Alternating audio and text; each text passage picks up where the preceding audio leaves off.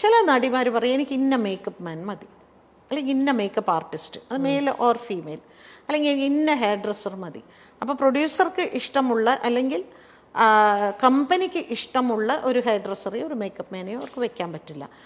അങ്ങനെ നോക്കുകയാണെങ്കിൽ എല്ലാവരും പ്രമുഖരാണ്, എല്ലാവരും അവരവർക്ക് ആവശ്യമുള്ള ആളുകളെയാണ് അവർ ചൂസ് ചെയ്തുകൊണ്ടിരിക്കുന്നത്. എനിക്ക് ഇന്ന കോസ്റ്റ്യൂമർ മതി, അവരാണ് എനിക്ക് കറക്റ്റായിട്ട് കോസ്റ്റ്യൂം ഡിസൈൻ ചെയ്ത് തരുന്നത്.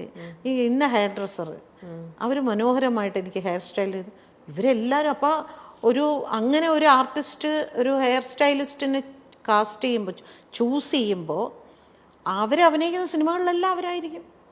അപ്പം മറ്റവർക്ക് പണിയുണ്ടാവില്ല. അതൊക്കെ പ്രമുഖർ തന്നെയാണ്. ഇപ്പം ഞങ്ങളുടെ ഡബ്ബിങ്ങിൻ്റെ ഞാൻ പറയാം, നായിക ശബ്ദം മറ്റുള്ളതിലൊന്നും ഇവരാരും ഇടപെടില്ല.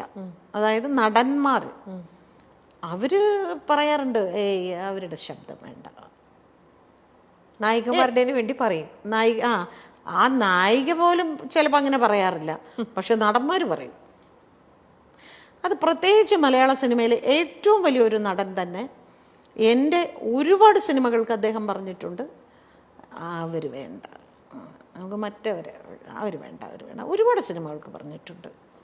എനിക്ക് ഞാൻ പിന്നെ അതൊരു വലിയ വിഷയമാക്കാതെ ഓക്കെ അതിനെന്താ എന്ന് പറഞ്ഞ് ഞാനിവിടെ വേറെ പടം ചെയ്യാതിരിക്കുന്നുണ്ടോ, ഞാൻ വേറെ സിനിമകൾ ചെയ്യുന്നുണ്ട്, അങ്ങനെ തന്നെ ആയിക്കോട്ടെ. അതൊക്കെ നമ്മൾ ഈസി ആയിട്ട് ഇതിൻ്റെ ഒരു ഭാഗമായിട്ട് എടുക്കുക, അത്രയേ ഉള്ളൂ. അതിനൊന്നും നമ്മൾ കൊടി ഉയർത്തി ഇതിൻ്റെ പിന്നാലെ ഒന്നും പോയിട്ടൊന്നും ഒരു കാര്യമില്ല. ആ നായികയ്ക്ക് വേണ്ടിയിട്ടാണ് ചേച്ചി ഇവിടെ ശബ്ദം കൊടുക്കുന്നത്. നായികയ്ക്ക് അവിടെ ഒരു വോയിസും ഇല്ല. ആ സിനിമയിലെ നായകനാണ് തീരുമാനിക്കുന്നത് ആർക്ക് എന്ത് ശബ്ദം കൊടുക്കണം എന്നുള്ളത്.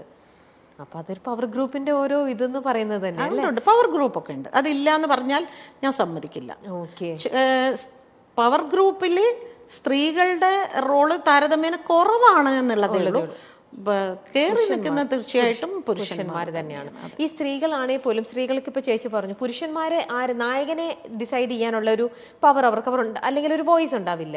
എന്നിരുന്നാൽ കൂടെ അവരുടെ കൂടെ അഭിനയിക്കുന്ന ബാക്കി കോ ആർട്ടിസ്റ്റുകൾ അവരാരൊക്കെ വേണം, അല്ലെങ്കിൽ എനിക്കിപ്പം ഒരാളുമായിട്ട് എനിക്ക് വലിയ താല്പര്യമില്ല, അപ്പൊ എൻ്റെ സിനിമയിൽ അവരാണ് എൻ്റെ സിസ്റ്ററായിട്ടോ എൻ്റെ ഫ്രണ്ടായിട്ടോ വരുന്നതെങ്കിൽ അങ്ങനെയും അവരവിടെ ചെയ്യിക്കാറുണ്ടാവും അല്ലേ? ഞാൻ വരണമെന്നുണ്ടെങ്കിൽ ആ കുട്ടീനെ ആ സിനിമയിൽ വെക്കാൻ പാടില്ല അല്ലേ? നമുക്കറിയാം പണ്ടൊക്കെ നമ്മൾ പ്രേം നസീർ സാറിൻ്റെ കാലത്തൊക്കെ നസീർ സാറ് ഷൂട്ടിംഗ് സെറ്റിൽ പോയിരിക്കുമ്പോഴാണ് ഓരോ ആർട്ടിസ്റ്റിന് ഇതിലേത് കഥാപാത്രമാണ് ചെയ്യുന്നത് എന്ന് സാറ് ചോദിക്കുമ്പോഴാണ് സാറിന് അറിയുന്നത് സാറിൻ്റെ അനിയത്തിയായിട്ട് അവരാണെന്ന്. ഇന്നങ്ങനെയല്ല. ഇന്ന് ഇവർ പറയും എൻ്റെ അനിയത്തി ആരാകണം, എൻ്റെ ചേച്ചി ആരാകണം, എൻ്റെ അമ്മ ആരാകണം, എൻ്റെ കാമുകി ആരാകണം, ഇതെല്ലാം അവർ പറയുന്നതനുസരിച്ച് തന്നെയാണ് പോകുന്നത്. പക്ഷെ അതൊന്നും ഒരു നിയമം കൊണ്ടൊന്നും അതൊന്നും മാറ്റാനൊന്നും പറ്റില്ല. പക്ഷെ അത് മലയാളത്തിൽ മാത്രമല്ലല്ലോ ഇപ്പൊ ഉള്ളത്, ഇവിടെ കുറവാ അല്ലേ? പുറത്തേക്കൊക്കെ ഇവിടെ കുറവാണ്. അവിടെ ഏത് തിയേറ്റർ റിലീസ് ചെയ്യണം എന്ന് വരെ അവര് തീരുമാനിക്കും. ഏത് പിന്നെ സെന്ററിലേക്ക് ഇത് പോണം, എവിടെയൊക്കെ പോണം, ഇത് എങ്ങനെ റിലീസ് ചെയ്യണം, എന്ന് റിലീസ് ചെയ്യണം എന്ന് വരെ അവര് പറയും. ഇവിടെ പക്ഷെ അത്രയായിട്ടില്ല. നമ്മുടെ പവർ ഗ്രൂപ്പ് ഇനിയും അവരുടെ ലെവലിൽ വളരേണ്ടിയിരിക്കുന്നു. ഓക്കെ, സിനിമാ മേഖലയിൽ നടക്കുന്ന പ്രശ്നങ്ങൾ പുറത്തു വരുന്നത് മറ്റു മേഖലകളിലും നവീകരണത്തിന് വഴിതെളിക്കുമോ? സിനിമയിൽ വരുന്നത് മറ്റു മേഖലകളിൽ നമ്മുടെ ഇപ്പം നടന്നുകൊണ്ടിരിക്കുന്ന സംഭവം സിനിമയിൽ മാത്രമുള്ളതല്ലല്ലോ. ഈ സംഭവങ്ങളൊക്കെ വേറെ ഏത് ഇൻഡസ്ട്രിയിലും വേറെ എല്ലാ മേഖലകളിലും ഉള്ളതാണ്. അല്ല, ഇതുപോലെ ഒരു കമ്മിറ്റി എല്ലാ മേഖലയിലും വരണം എന്ന് എനിക്കൊരാഗ്രഹമുണ്ട്. രാഷ്ട്രീയത്തിൽ ഒരു കമ്മിറ്റി കൊണ്ടുവരണം.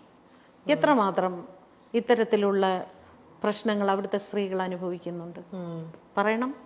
അതുപോലെ ആശുപത്രികളിൽ, ജോലി സ്ഥലങ്ങളിൽ, പിന്നെ ഈ പറയുന്ന സർക്കാർ, ഇവിടെയൊക്കെ ഇതുപോലെ ഓരോ കമ്മിറ്റി വെക്കട്ടെ. അപ്പം അറിയാം. ഇപ്പോൾ സിനിമയാണല്ലോ ഏറ്റവും അധികം ചെളിവാരി എറിഞ്ഞുകൊണ്ടിരിക്കുന്നത്. ഇനി മീഡിയയ്ക്കുള്ളിലും വരണം.